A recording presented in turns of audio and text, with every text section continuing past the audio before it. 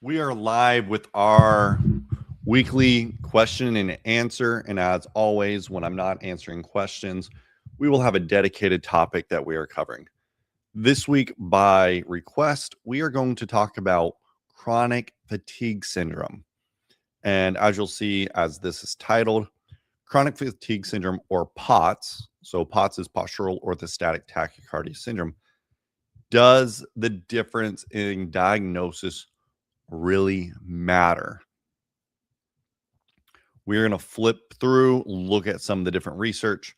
We're going to talk about what we know, what we don't know, what are ways that this could be approached to help those who are struggling to finally be able to get answers.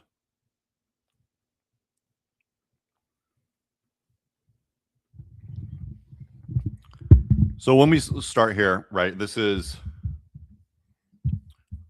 research, JACC, okay.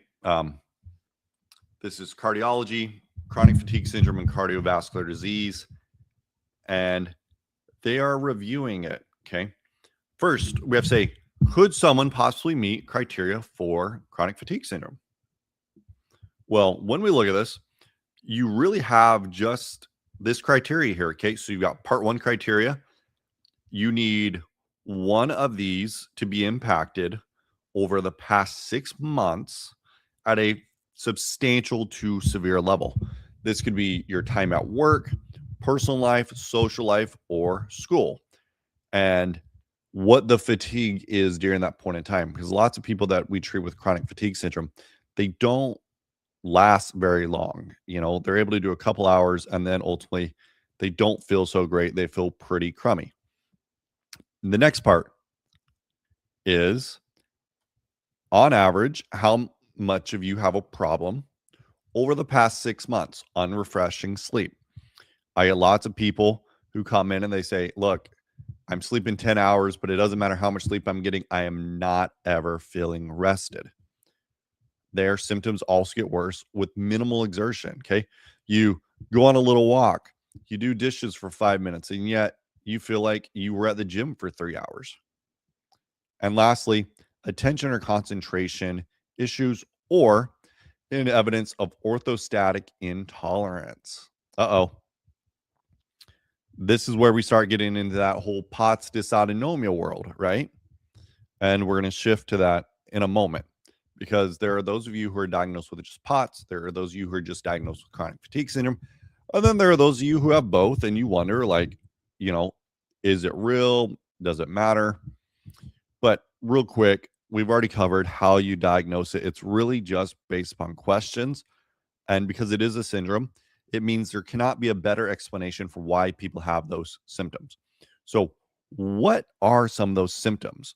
Because chronic fatigue syndrome, it is a multi-symptom, multi-system syndrome. Now, when we look at this,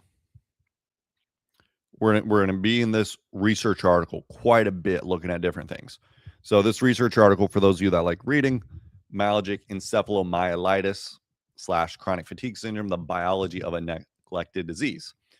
Encephalomyelitis, basically brain inflammation. Okay, pain as a result of brain inflammation. So what are the symptoms that people could experience when they have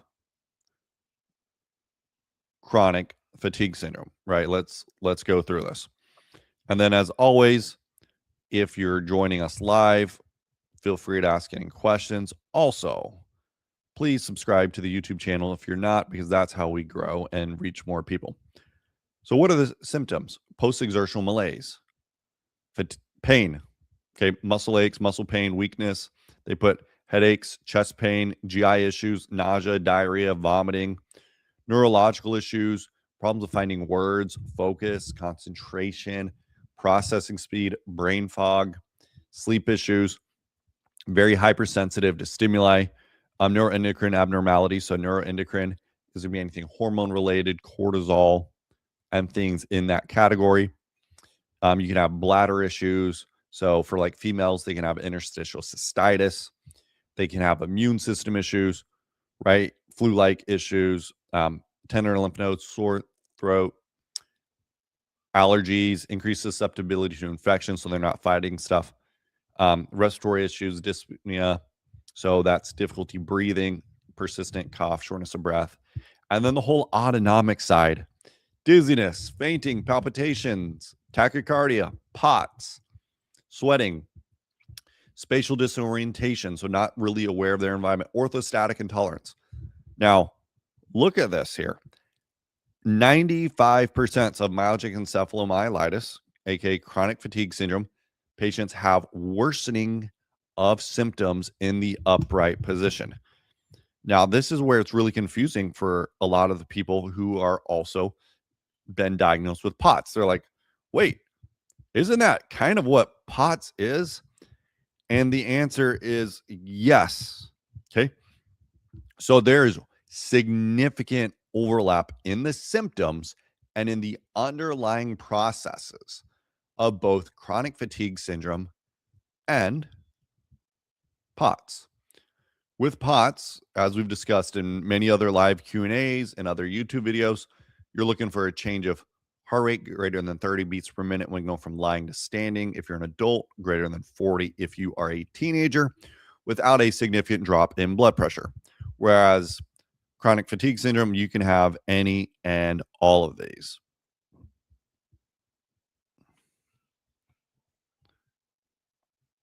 So let's keep working through this. And once again, feel free to ask me. It goes through all the consensus stuff. So once again, we are looking for people to have had this issue for 6 months or longer. So it's not, hey, I've had this for a couple of days. That is not criteria for chronic fatigue syndrome.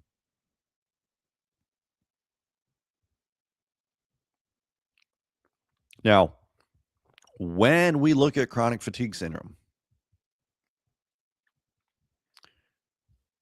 there is not one known cause. And when I say that, there's not one thing that universally gives people chronic fatigue syndrome. So if someone's trying to sell you, I'm going to beat this one up because I think it deserves to be beat up. The magic parasite cleanse, right? That's the sole reason why anything could exist. Run. Does it mean parasites couldn't do it for some people? Sure, of course it could. But there's nothing that does it for everyone. So what do we know? Well, viruses, bacterial infections, environmental factors, so mold, heavy metals, environmental toxins. This ultimately drives inflammation. Inflammation drives production issues with your mitochondria producing using energy. Okay. This then creates a wide variety of issues. The oxidative stress also impacts the health and function of basically the wall, the barrier that protects your cells. This leads to all sorts of stuff. As a end result, you have chronic fatigue syndrome. So let's go through this, starting with viruses. So this is a review of the research looking at different viruses that can cause or contribute to chronic fatigue syndrome. You have Epstein-Barr virus. So these are all herpes viruses, okay? So Epstein-Barr, HHV6, and cytomegalovirus are all viruses within that family. You have other things here, COVID, parvo. So you've got multiple things here that are shown to be contributing factors. You also have bacteria. So you got Borrelia burgdorferi, which is seen with Lyme, M. pneumoniae, chlamydia pneumonia. You can have candida. And once again, you can have parasites, okay? So there's a lot of different infections that could do it. Now, the challenging part with trying to decide, is this what it is for you? We almost want to say, what is the time sequence? Let's say you were eating stuff or you were traveling to another country. You ended up getting bad diarrhea, had some gut issues, and then you never truly got back to where you were, ended up with chronic fatigue syndrome. You know what? That massively raises the suspicion of a parasite versus you had COVID or you had the vaccine And shortly after that, you just never recovered from it. You've just always fell off, and then you've progressively got worse over the next year. That would lead to suspicion that it's a post-viral or post-vaccine issue, right? But on the other side of the arena, what if you just have, chronic anemia that's not dealt with? And then you combo that with insomnia and other stuff. So it can be more than one thing, and we shouldn't look for the one thing because it rarely exists. I mean, I treat a bunch of really sick individuals who don't feel well, and it's rare that we ever find one thing, but we're able to find the things that matter the most. So having these viruses and things are worth doing. So you've got different blood tests that can be done for viruses, bacteria, same thing. You have stool testing that can be done for some bacterial imbalances too, depending on what you're looking for. These up here, you don't use stool testing for that. Let's just be clear. Candida, you have, some places have blood tests. You also have stool testing. Parasites, stool testing. Now, one of the things that we see, right, since we've talked about stool testing, is you can see changes in the gut microbiome as a result. And this is where it's really, really confusing is you see all these experts, and these experts are focusing in one area. And if their favorite area is gut, they're going to show you the same research or others, and they say, oh, look, you should have this healthy bacteria. These bacteria are going to produce a fantastic substance known as butyrate. Butyrate helps regulate the immune system and maintains your barrier lining. It's used by your colon cells for energy, reduces inflammation. But guess what? In myalgic encephalomyelitis, chronic fatigue syndrome, this is less. So we need to do stool testing. And then if they see it's less, they're like, see, look, that was reduced. Therefore, we're correct. Let's do our protocol and get you feeling better. And there are some people who are going to respond and they're going to do great. And there are others who aren't going to respond at all.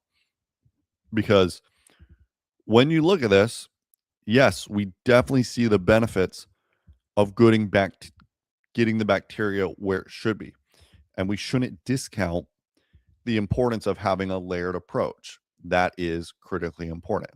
Because even when we look here, the gastrointestinal microbiota in development of chronic fatigue syndrome, what do we see?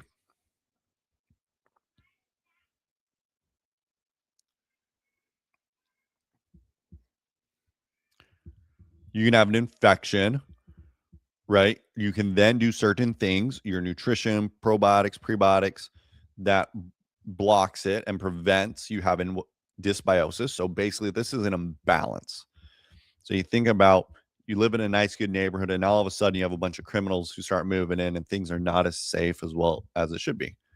That's basically a dysbiotic gut. This ultimately, as it goes unchecked, it's going to lead to gut permeability. Gut permeability allows bacteria to move from where it is and ultimately create inflammatory markers. So you see endotoxins down here. Lipopolysaccharide is actually something we can measure. This creates intestinal inflammation. And these inflammatory markers that are produced, we see over here, we see all the cytokine release. This doesn't stay within the gut. So what happens in the gut can absolutely impact the rest of the body and the brain. And then as a result, the systemic inflammation goes up to the brain, and boom, there you get chronic fatigue syndrome as a result of that being off.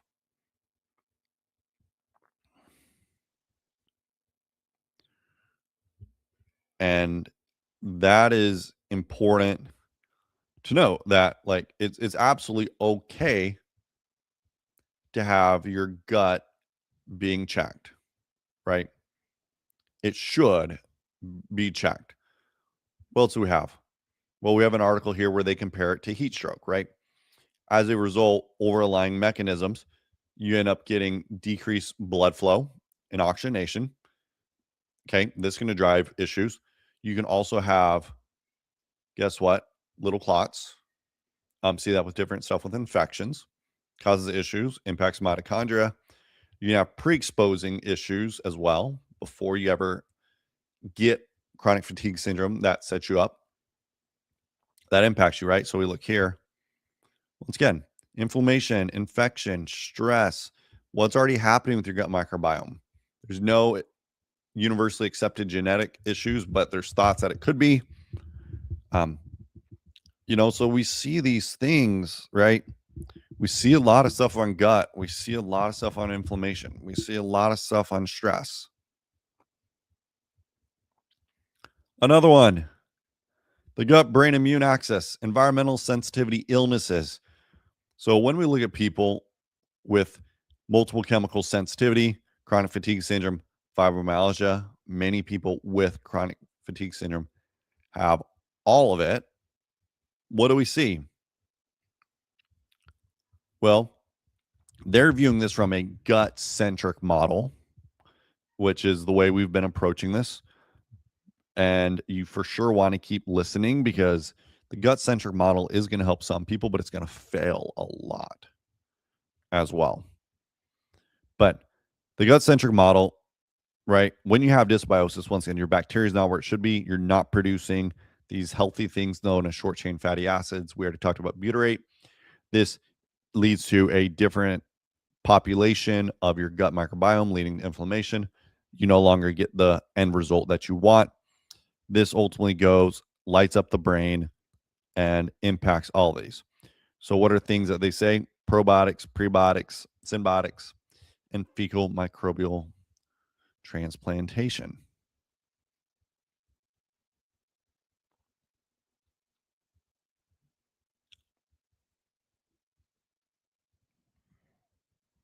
This is another one, where myalgic encephalomyelitis, the human herpesviruses are back. So once again, right? Environmental issues, infections, plus stress, maybe some genetic issues, changes in neurology, changes immune system, changes metabolic. So if you have iron issues, thyroid issues, blood sugar, insulin issues, allergies, mold, gut issues, neurological, headaches, migraines, dizziness, word finding, it can contribute to all of these as a result of having chronic fatigue syndrome.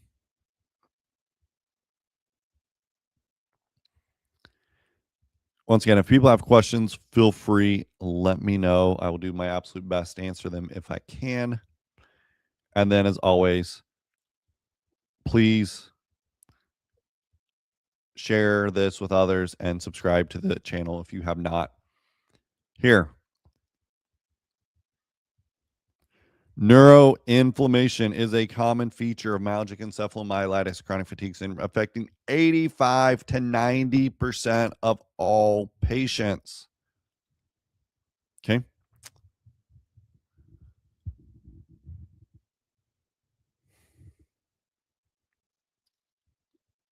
So there's a lot of inflammation. Once again, some of the inflammation does come from the gut. Some of the inflammation comes as a result of not sleeping well. But let's bring this to a different perspective because we've talked a lot about gut. We've talked a lot about infections and stuff like that. Okay. If you do have a true cardiovascular issue, then guess what? It's not chronic fatigue syndrome. It's a cardiovascular based issue based upon was it a valvular defect or other things in that arena.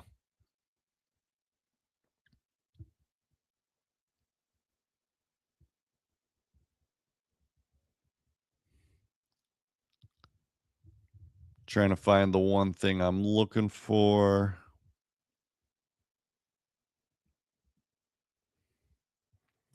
It was actually here in this first one. Right, we've reviewed all the symptoms that people have, all of the different things that can impact. Now, here's what we need to understand. In 1969, the World Health Organization classified chronic fatigue syndrome as a neurological disease. Neuroinflammation is likely to correlate with cognitive impairments such as lowered information processing speed, decreased reaction time, slower working memory, and reduced attention. So my question is if chronic fatigue syndrome is considered a neurological disease, how many of you are people evaluating your neurology? Comment, let me know. Are they evaluating your neurology? And if so, how have they done it? MRIs? CT scan? That usually comes back as normal. And once again, when you hear me beating up MRIs and CT scans, they are not meant to diagnose chronic fatigue syndrome. They're just meant to rule out, did you have some sort of vascular insult, a stroke, a tumor, or is there a better explanation for why you are dealing with what you're dealing with? But these imaging do not look at functionality. So we must consider, how do we look at function, right? What are things that gives us a good idea of how the brain's functioning? Could you do memory test? Yes. Could you do tests that challenge reaction time? Yes.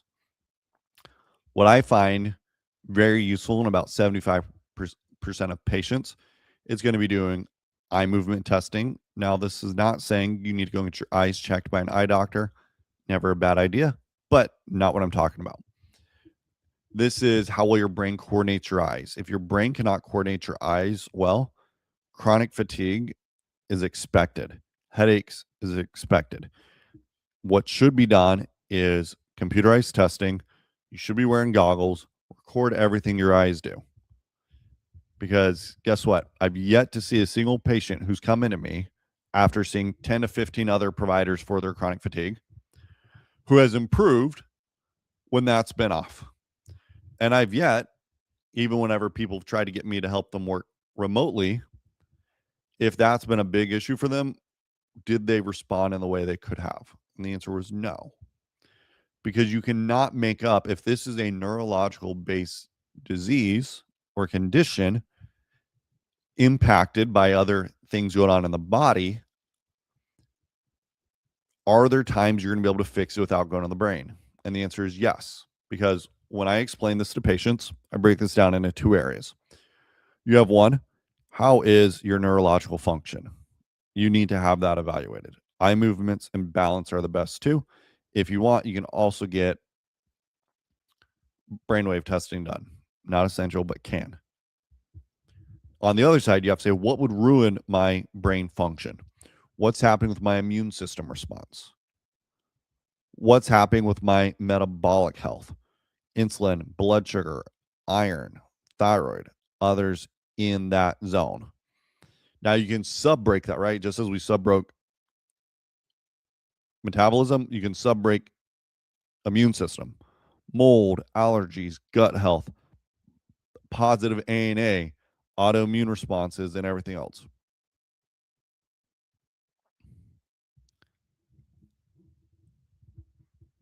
You've got to have the complete picture.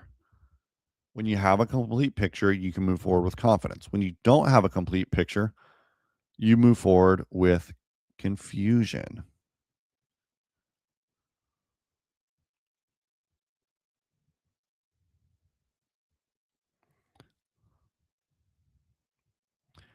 And just so y'all can see, like from an immune system perspective, right? You know, you got leptin resistance, you've got inflammatory molecules. You can actually test interleukin 6 in some of the lab work, but you get all sorts of markers here, right? This can impact stuff. Even too much transforming growth factor beta, you know, not exactly what we need.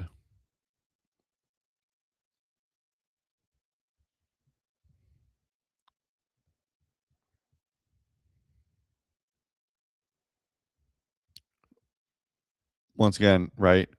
Vascular issues. There's all sorts of stuff here that it talks about. Maybe there's some cardiac, but a lot of this is not going to be truly cardiac. It's going to be about the brain's ability to regulate cardiac function. So I see a question. Could you give me a treatment for dizziness that you consider? I'm not able to provide any treatment recommendations without evaluating someone as a patient. It'd be very much the framework that I've shared here, where you have to know what your neurological function is doing. You also have to know what's going to ruin your neurological function. Based upon that, that is what the treatment is. And I don't like guessing. So we don't go there, and legally I can't anyways. Right? Here's all the stuff with brain inflammation. Brain inflammation, ultimately, okay, you get all these responses of inflammatory chemicals. This breaks down the BBB, blood brain barrier gets breached. It allows these peripheral immune cells that should not be in the brain, gets in the brain. And then what does it say? This increases immune system response, causes more inflammatory chemicals. This further damages the blood brain barrier, lets things come in. This activates your brain receptors, which causes more issues.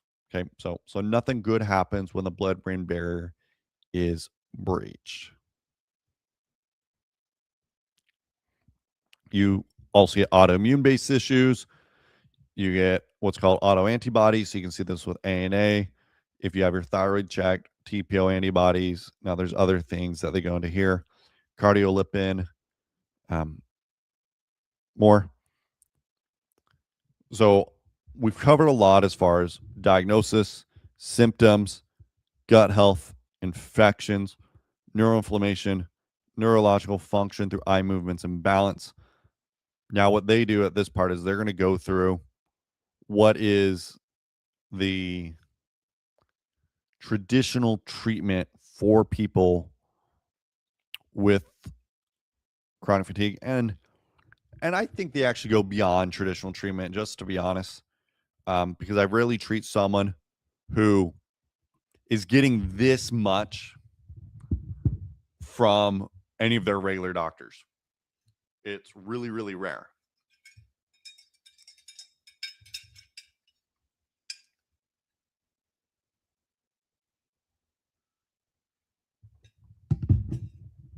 But when we look at this,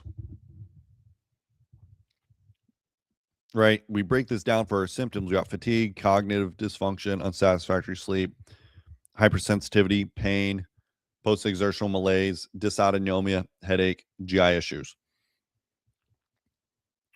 You notice they have something for each and every category versus saying, because to be honest, I get a lot of people where their fatigue, cognitive dysfunction, dysautonomia, post-exertional malaise, headaches all improve when we identify the underlying mechanism versus when we step back and do it this way, which is one at a time.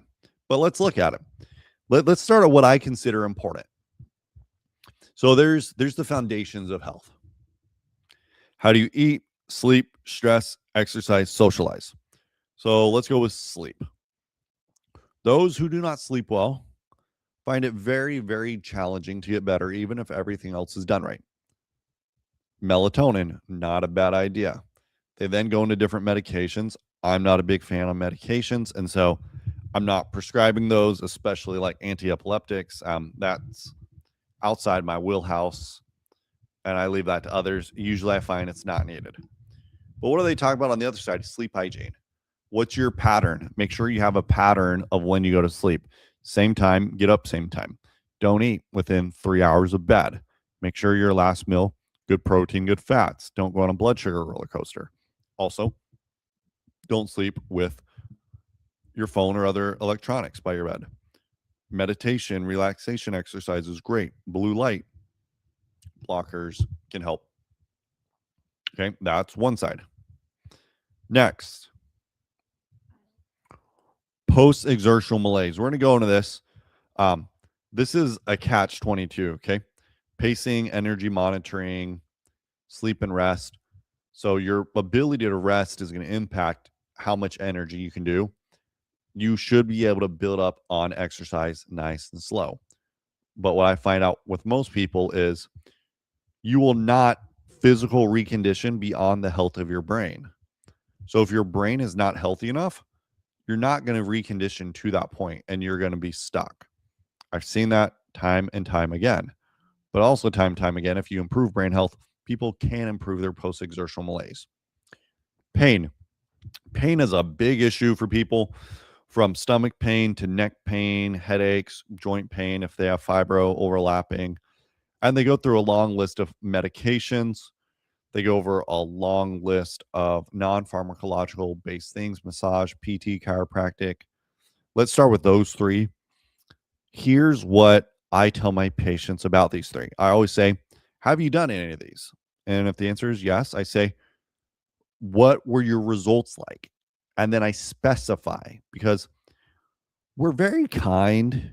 We don't like saying, unless we're just mad at someone, that something else we did didn't work. People are very kind. They're like, well, like it worked. I'm like, what do you mean it worked? Like, did you get adjusted or get your neck worked on and then you got to a point where you could go 2 to 3 weeks without it? Or did you get adjusted or your neck worked on and you felt good for a couple of hours or maybe a day and then it was as if nothing happened? Because if you do this and you only feel good for a couple of hours, a day max, it is because, guess what?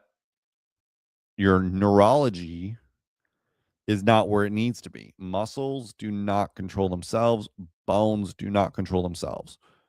Your brain says, muscle, I want you to maintain this type of tone. And therefore, you're going to move the joints appropriately. So if you get your work done and you respond well, that means your brain was happy with what was happening.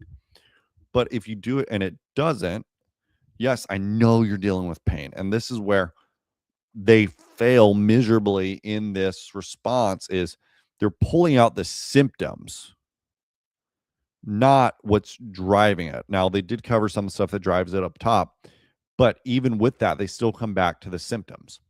And they've tried separating it into little pieces again, which is not what people want because it just doesn't work that well. If you get adjusted and results do not last, your brain is not happy. As we've talked about, eye movements, balance, critical, critical, critical.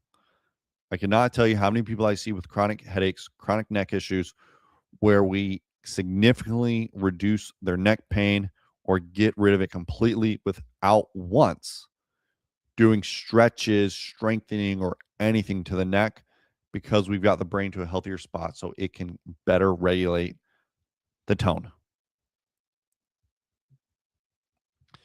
And then, as I said, most people diagnosed with chronic fatigue syndrome also have dysautonomia. And here's everything most of you already know, right? How many of you watching this? We've got multiple on here. How many of you have been diagnosed with POTS or another type of dysautonomia and have not been told some of this? Electrolyte drinks, salt with fluid loading. I mean, those electrolyte drink companies are, they're not even marketing to you and they're making a killing.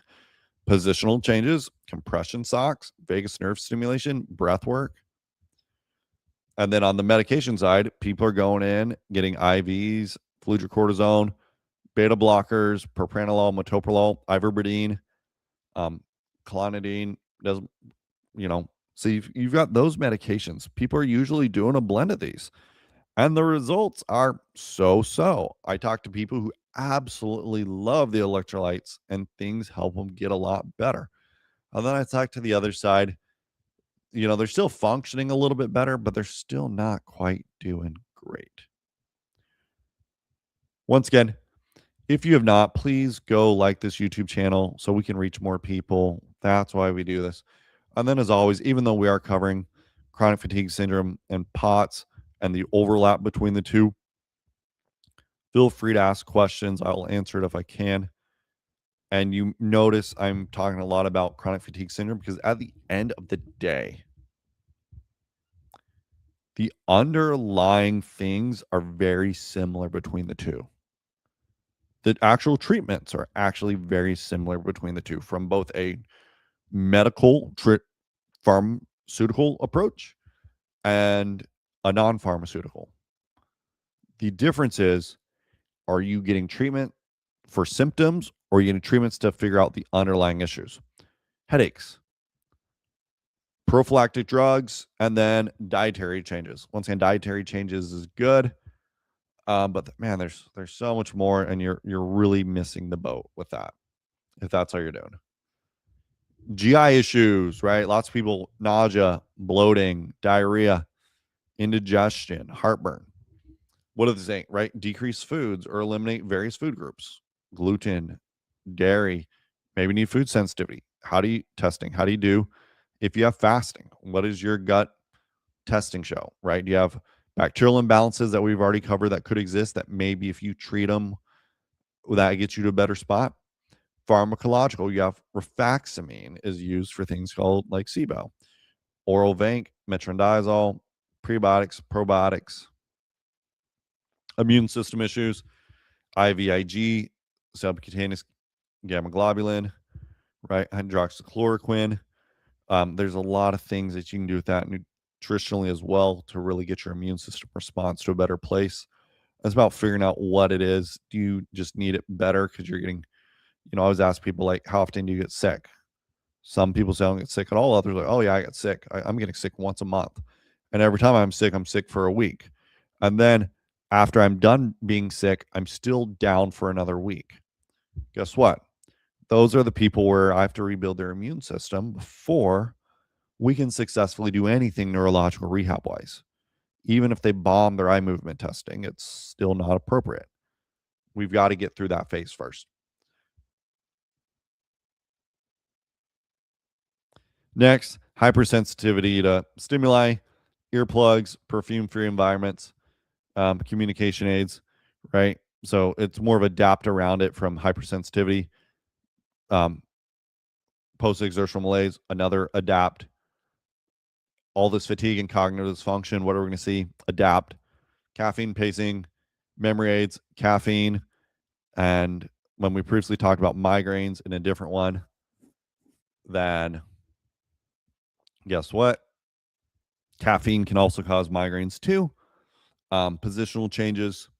And then a lot of people are actually being prescribed medications, methylphenidate, Adderall, Vyvanse, Concerta, modafinil, to try to help people with their fatigue.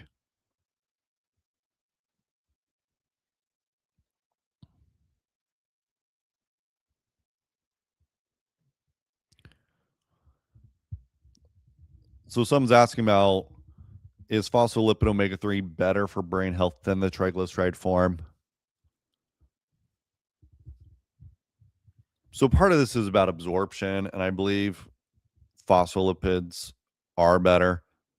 While I do use omega-3s, realistically, if I'm wanting better effectiveness, I'm using what's called plasmalogens more over fish oils. I know fish oils have a lot of research behind them, but whenever I look at plasmalogens, they just hit things to another level. And whenever I'm treating neurodegenerative patients and other things like that,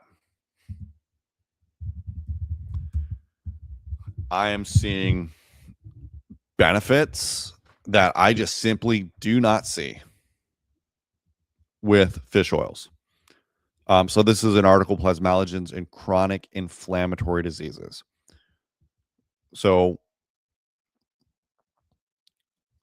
plays a role there. Let's see what I can find a good picture on this.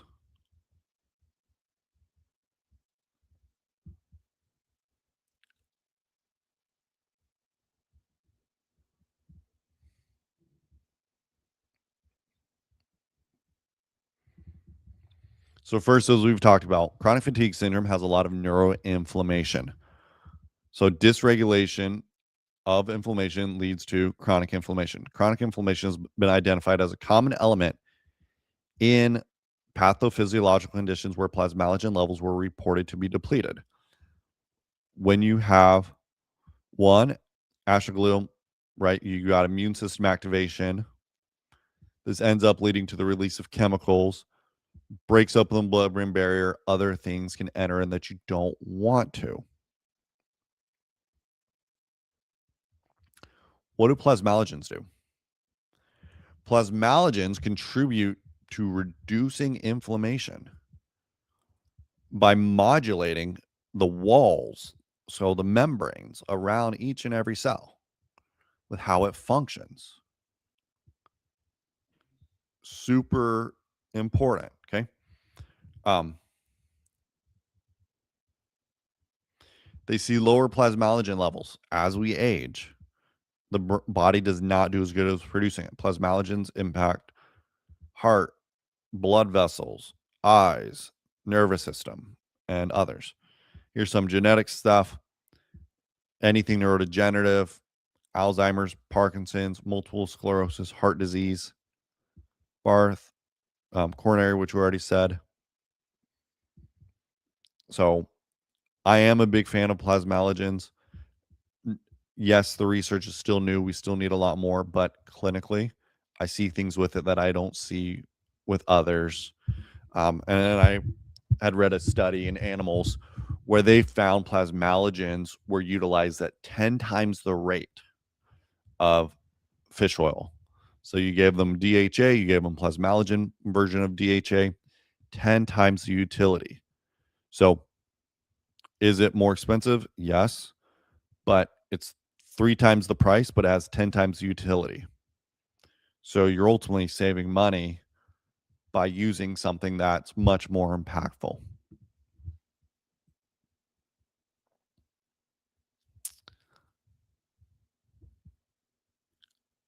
Are there any other questions?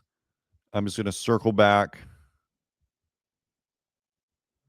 on this. So the very first thing we talked about, chronic fatigue syndrome versus POTS, does it actually matter? And in my opinion, it's absolutely not. It does not matter one bit. One bit. Because no matter which diagnosis you have in the traditional medical community, you are only going to be managed according to the symptoms you present with. So if you have tachycardia, you will be given a medication to get your heart rate down. If you have blood pressure goes too low, you'll be given a medication to increase your blood pressure. If you have anxiety, you'll be given anxiety meds. If you have fatigue, you'll be given stimulants to help with your fatigue, right? And the list goes on and on and on. And it does not matter because between the two of these are both, let's be very, very clear. These are both syndromes. It's a collection of symptoms without a better explanation. And as we reviewed the diagnosis of this, like just think about this. And this is not to offend those that fought to get a diagnosis, but let's be very, very clear on this. This is a weak diagnosis. All you have to do is have pretty impaired impact at work, life, school, or home. And you need to feel that your sleep is not refreshing, even if you get good sleep. Your symptoms get worse when you exert yourself, and you can't concentrate. You know how many things can cause this. And this is where we are massively doing a disservice to people when they become attached to a diagnosis. Oh, I've got chronic fatigue syndrome. Oh, I have POTS. I finally have an explanation. Do you? Like, I know you people think they do, and I understand why. But as a provider who's been helping chronic and complex patients for over a decade, how many other things cause this?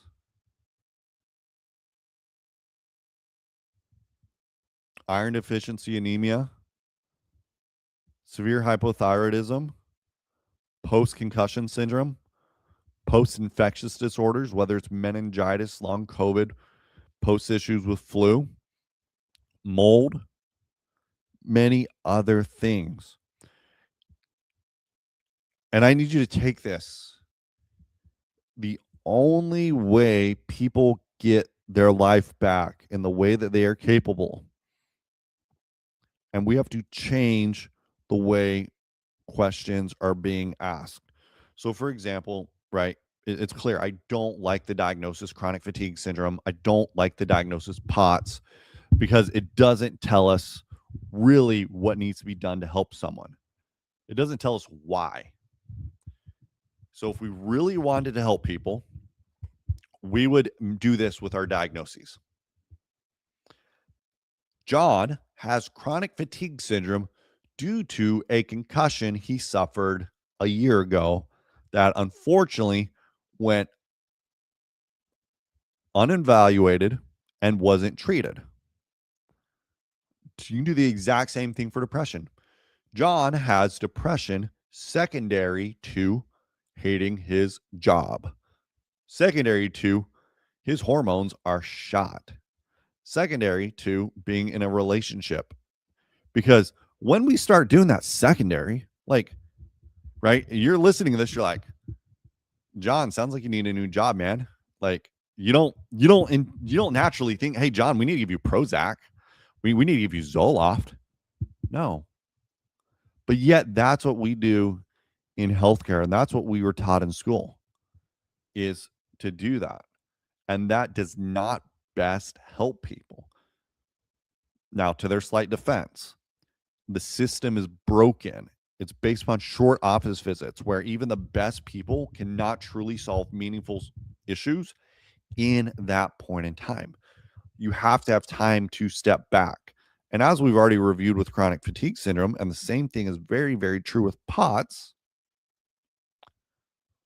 what if you have insomnia, thyroid issues, anemia, unresolved concussion, right? It's not enough to address one of them. You won't get your life back. You have to address everything that matters. And here's the hardest thing that you have to wrap your head around.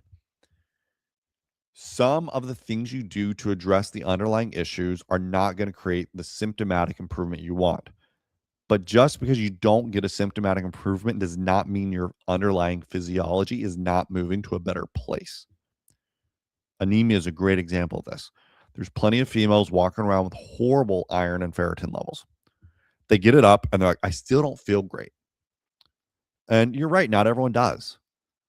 But it's no longer working against your nitric oxide system. It's no longer working against your immune system and everything else. And that's where you need to have someone who can say, look, we're not trying to find the one thing. Let's find the things that when it's added together leads and allows you to get better. I hope this helped those of you that are watching it live. Those of you that are going to watch the replay, feel free to ask questions. But we've got to start viewing these different syndromes, from POTS to chronic fatigue syndrome to post-concussion syndrome, right? We've got to start viewing these differently, and we've got to start asking different questions and not just settling for a diagnosis. It's really, really rare that someone gets better with one of these diagnoses just because they got a diagnosis. Okay. If you have a cardiovascular issue, yes, you're going to get better because of the diagnosis, but because there's a defined treatment. This stuff doesn't have a defined treatment, right? How many of you have seen a defined treatment where, like in the US, there's no FDA approved treatment, which is why you get everything that's 100% symptom based. And it's why none of the providers that you get sent to even like seeing it. And they often are like, oh, this person doesn't accept it anymore. Huh. That's why. Once again, hope everyone found this useful. Comment on this video if you're watching the replay. Let me know what you thought. Are there other topics you'd like me to cover? And I will decide for the next one, are we going to do something, more with POTS versus concussions versus fatigue versus brain fog and everything else. All right, I'll answer this question. If there's more that comes in, I'll get it too. So someone asks, is heat sensitivity or intolerance common after head injury? Yes, it's common enough. It's especially common for those of you that are listening who have POTS and chronic fatigue syndrome. And here's how I want you to think about this, because no one, unfortunately, gets told this. Your brain is responsible for keeping the temperature of your body in balance. So when you are taking a hot shower, you're outside and it's hot, guess what? Temperature raises, your brain senses it, and it's like, oh crap, we got to do something about this. Let's regulate this down. So your brain has to actually turn up function, burn through energy to regulate and cool you down. And when the brain is not as healthy as it should be after a concussion or a brain injury, now all of a sudden you feel worse as a result. That is why it happens. And that's also why on the other side, when you rehab the brain, you get the brain more efficient in how well it produces and uses energy, and it connects more efficiently. Now all of a sudden you have, right? Like I've got a clinic here in Florida, just outside of Tampa. People are like, oh my gosh, I don't need to move from here anymore. But the reality is people don't feel good anywhere when it's hot, when they have POTS, dysautonomia, concussions, chronic fatigue syndrome. Even when I was in Idaho, people felt horrible. And they're like, oh, I can't do the summers. It's just too hot. And that's why. Are there any last questions people have for me? If so, get it in really quick. If not, we will be exiting very soon.